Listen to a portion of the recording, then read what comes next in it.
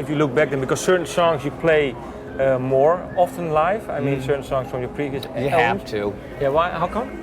Well, it's the audience wants that. We have stripped our set list down. It's on the wall over there. We stripped it down from all the songs we used to play. We don't play Trust anymore. We don't play. God, there's so many songs we don't play. We didn't play In My Darkest Hour tonight. Like I said, we didn't play Toute Le Monde. We didn't play Sweating Bullets. We didn't play Angry Again.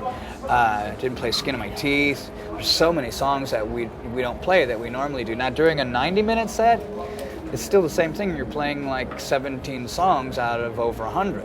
There's a lot of songs. Yeah, but I can imagine. But maybe sometimes you can do pick 70 songs because you have such a we huge mix them around. Yeah. But if we did a concert and we didn't play Holy Wars, somebody would be pissed. That's true. Yeah. And if we didn't play Peace Cells, somebody would be pissed. That's true. Now, how could we not do Symphony of Destruction? That's true. Someone's going to say, what are you thinking? And the rest of the stuff is just like, I'm looking behind the camera right now at the wall. You know, Tornado is got a great solo in it, and it's one of the most beautiful solos Marty Friedman ever did, and Glenn Drover performs it so immaculately that it's a great opportunity for us to showcase his superior talent.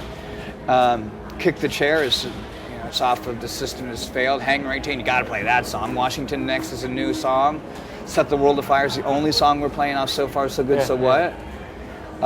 Wake Up Dead's one of 2 songs we're playing off of Peace Cells But Who's Buying, and that's a great pogo beat at the end of that. And I can live or, I can take it or leave it with that song. But it's, that's a festival kind of a song. And Take No Prisoners, we haven't played that for a long time. As soon as we do that, people are like, holy shit, they're playing Take No Prisoners. And of course, Sleepwalker we open with, and that's the opener of our new record. It's for you, because a few years ago you disbanded Megadeth. Because of an injury. Yeah, I know. Is it for you? What was your feeling after a few months about the band, about the previous years? What? Well, the way that the band had disbanded, I tried to do it with love and do it very peacefully, and it kind of got ugly. Yeah. And how come? Why? What do you think? Well, I don't know.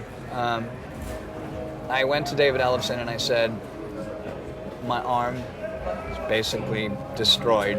And because of you sleeping in a chair? Yeah. And I said, I'm going to break the band up so that you guys can go and do your own thing, and I'd like to turn, all of the direction over to you for the catalog, to do re-releases and remixes and stuff like that.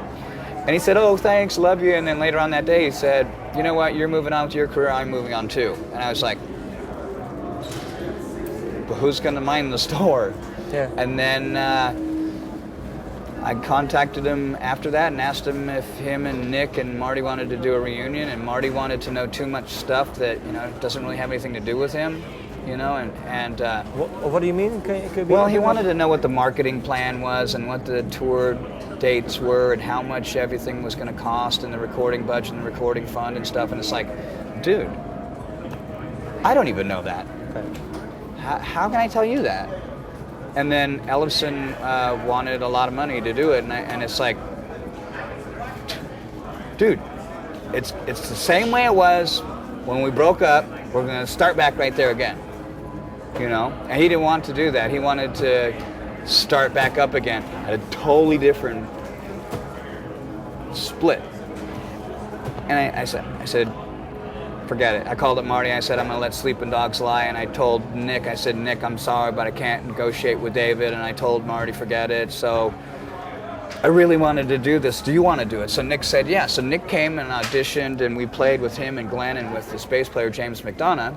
We were trying to get a drum tech, and Glenn, his brother, great drummer, plays with us now, came up as being a drum tech. So we call him on the phone, and Nick goes, I don't even want to fucking know you, to Glenn's brother, Sean, right?